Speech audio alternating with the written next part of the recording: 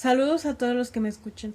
Mi nombre es Elena Gabriela Lozano Lemus. Actualmente me encuentro cursando el tercer cuatrimestre de la licenciatura en Derecho en la Universidad Interamericana para el Desarrollo de Tijuana, mejor conocida como UNID. El objetivo de este video es hablar acerca de la desigualdad socioeconómica en México, para la sesión 9 del curso Valores en lo Común, impartido por la licenciada Silvia Isadora López Santillán.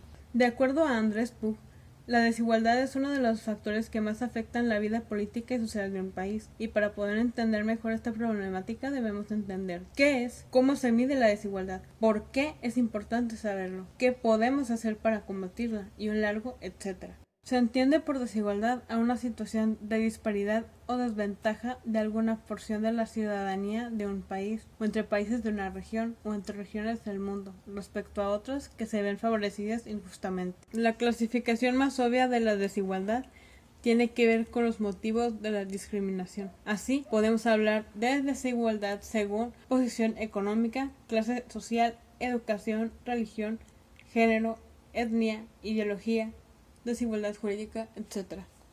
En el mundo hay millones de personas y no todas tienen acceso a las mismas condiciones de vida. Existen desigualdades culturales entre los grupos poblacionales, así como diferencias a nivel económico y social. Entre las causas económicas, podemos decir que en países con alto índice de desempleo y brecha salarial, se abre una distancia difícil de salvar entre pobreza y riqueza. Esta situación ocurre tanto dentro del mismo territorio como en comparativa entre hemisferios sur y norte. Entre las causas culturales, no hablo aquí de culturas diferentes, sino de acceso a la formación y educación. Este tipo de desigualdad está vinculado a la capacidad adquisitiva y a las desigualdades económicas. Dentro de las causas sociales, podemos decir que este fenómeno es el que padecen los grupos sociales en desventaja dentro de una sociedad incapaz de incorporarlos y que los excluye. Las personas migradas son el grupo más vulnerable a esta desigualdad. La desigualdad social promueve el odio, la tensión de la sociedad y por lo tanto que la política se resiente.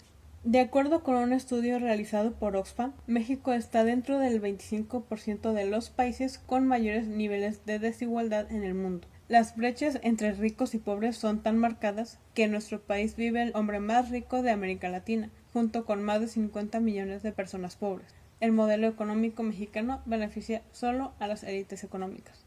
Investigadores de INEGI dan cuenta de la desigualdad en México. El 1% más rico del país captura el 17% de todo el ingreso nacional, mientras que la suma de los deciles que van del 1 al 5, que sería el 50% de menos ingresos, apenas captura el 11.8% del ingreso. La forma más común en México para medir la desigualdad es con el coeficiente de Gini. El coeficiente de Gini es una medida de la desigualdad ideada por el estadístico italiano Corrado Gini, basado en la curva de Lorenz, que compara la distribución de una variable específica, en este caso el ingreso, con una distribución uniforme que representa la igualdad. Normalmente se utiliza para medir la desigualdad en los ingresos dentro de un país, pero puede utilizarse para medir cualquier forma de distribución desigual.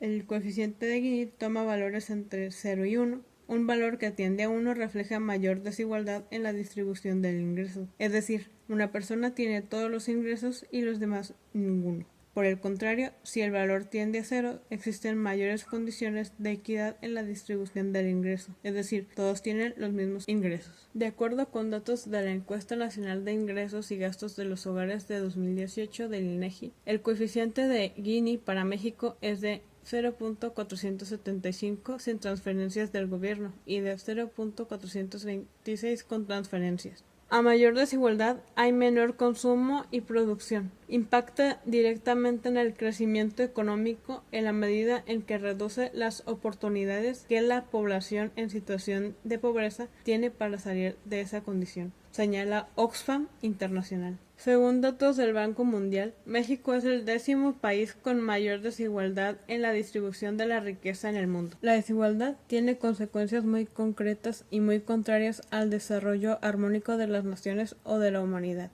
La perpetuación de la pobreza, el afianzamiento del resentimiento y la necesidad de las revoluciones o de los conflictos violentos son apenas algunas de ellas, ya que el malestar de hallarse estancado en estratos sociales inamovibles suele conducir a la depresión o a la rabia en las colectividades oprimidas. Por otro lado, los oprimidos nunca logran desarrollar totalmente su potencial, ya que los recursos necesarios para ello están siendo aprovechados por otros, lo cual ocasiona una pérdida de potencial humano incalculable. Y la pobreza, lejos de ser un mal sencillo, es la fuente de numerosas dificultades sumamente arduas de combatir. Problemas de salud mental y drogas, menores niveles de salud física y mental, menor esperanza de vida, muy susceptible de adquirir enfermedades, peor rendimiento académico, mayores embarazos no deseados en jóvenes y adolescentes, falta de acceso a la educación, el incremento del crimen, el odio de clases, el deterioro de la política, etc.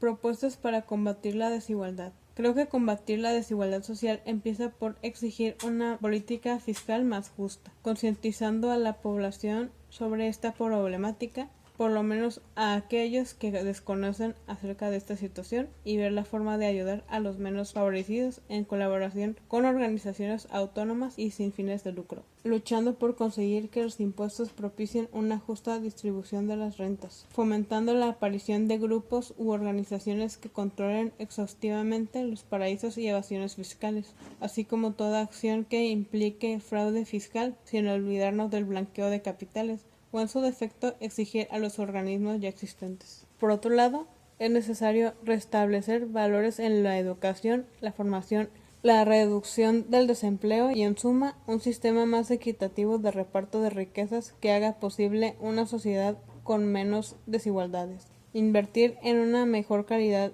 en educación, salud y cultura, y trabajar en proyectos contra la desigualdad para poder ofrecer un futuro con más oportunidades a sus minorías. Por mi parte, eso sería todo. Gracias por su atención.